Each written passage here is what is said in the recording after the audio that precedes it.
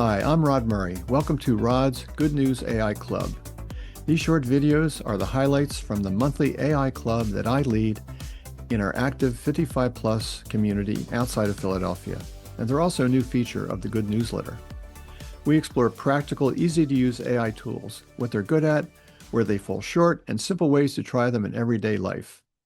A quick reminder, for anything medical, financial, or legal, always verify with a trusted professional. AI is a terrific brainstorming partner, but you stay in the driver's seat. Now, here's this month's highlights. Hello, everyone, and welcome. So glad you're here. We're going to dive right into everything we covered in our latest AI Club meeting.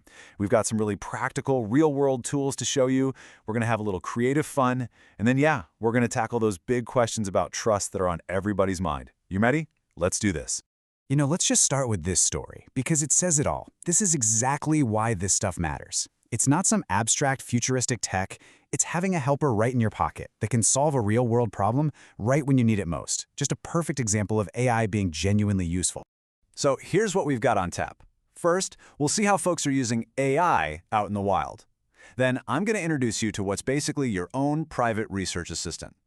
After that, we'll get creative and turn simple ideas into posters, catch up on the latest AI news, and we'll finish up with that really important conversation about trust.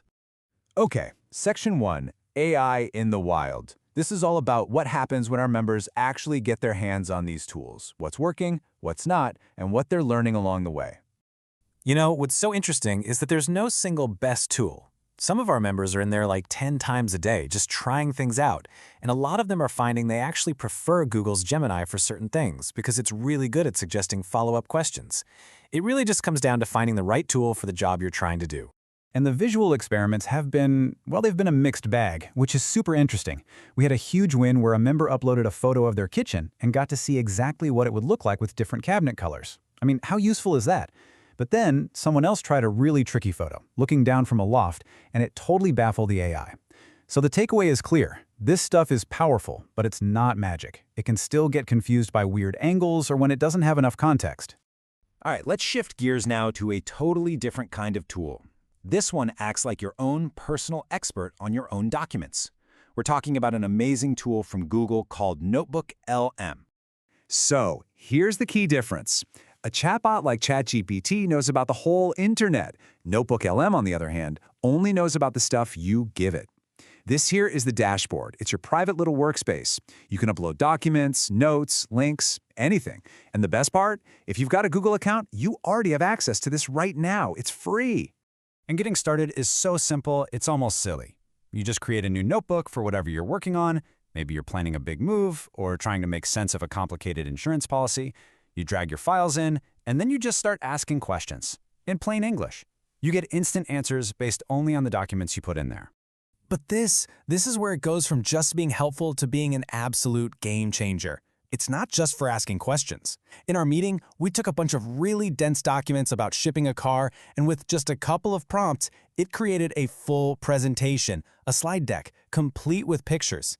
It can also give you an audio summary or even make a quiz for you. It's a powerhouse. Okay, enough serious organization. Let's have some fun. This section is all about how AI is becoming this incredible tool for creativity, especially for making cool visuals to bring people together. And this just shows it perfectly. Take a look at these two posters for our AI Club. They were both made from the exact same text description. The only thing we did differently for the one on the right was add the phrase, "in the style of a vintage Art Deco poster." And boom, two totally different, professional-looking posters in seconds. Now, this is so cool because it really shows you that these different AI models, they have their own artistic personalities. A club member typed the exact same simple prompt, African waterhole, into both ChatGPT and Gemini. And just look at the difference. ChatGPT gave back this really photorealistic image. Gemini created something that feels much more like a painting. Neither one is better, they're just different. It's like having two different artists to collaborate with. All right, let's pull the camera back a bit and look at the bigger picture. Things are moving so fast in the world of AI, so we're just going to touch on a few of the big news items that came up in our discussion. First off, here's something you need to be aware of. You know how for years companies have been trying to game Google search with SEO? Well, get ready for GEO, or Generative Engine Optimization. They're trying to do the same thing to chatbots. They flood the internet with keywords to trick the AI into recommending their product. So when you ask, what's the best product for back pain, the answer you get might not be the best. It might just be the one that did the best job of tricking the AI.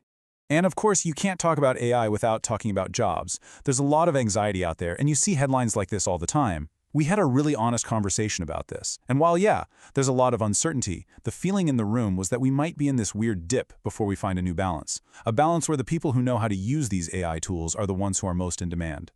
You know, it's so easy to think of AI as this invisible thing that just lives in the cloud, but it has a huge physical footprint.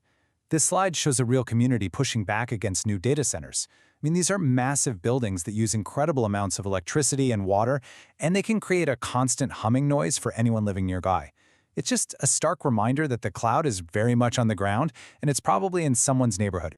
So where is all this headed? Well, the next big thing you're going to hear about is AI agents. Think about it like this. Up until now, AI has been great at giving you answers. The next evolution is AI that can take action for you. So you could ask it to call a restaurant and book you a table for your anniversary, and it would just do it. Or it could build a little app for you to track your gardening. That's where we're going.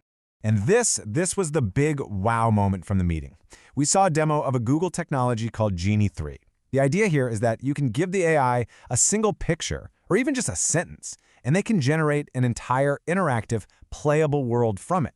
The possibilities are just staggering, especially when you think about training robots safely in a simulation before they're out in the real world. It is absolutely mind-bending stuff.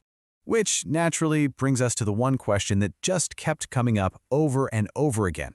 With all this incredible power, who exactly are we supposed to trust? And that leads us right into our final and honestly our most important section. How do we navigate privacy and trust as we move into this new AI era? These were the questions that were on everyone's lips. Is the stuff I type into a chatbot being used to train it? Who owns the documents I upload? And what happens when these tools connect to other apps? Where does all my information actually end up? I mean, these are exactly the right questions we should all be asking. So the bottom line is we need to be proactive. Here are 3 simple, practical things we talked about. First, if you're dealing with something really sensitive, use a temporary or incognito chat so it doesn't get saved. Second, dig into the settings on these tools. A lot of them give you the option to opt out of having your data used for training. And finally, just always remember this. When you upload something to pretty much any online service, you're probably giving up some control over it. Look, this conversation is just getting started. And based on all your feedback, we're actually planning a whole session just on security. So that leaves us with one last question for you to think about. As we plan that, what is the #1 thing you want to know about protecting yourself online? Thanks so much for joining us. Code and creation.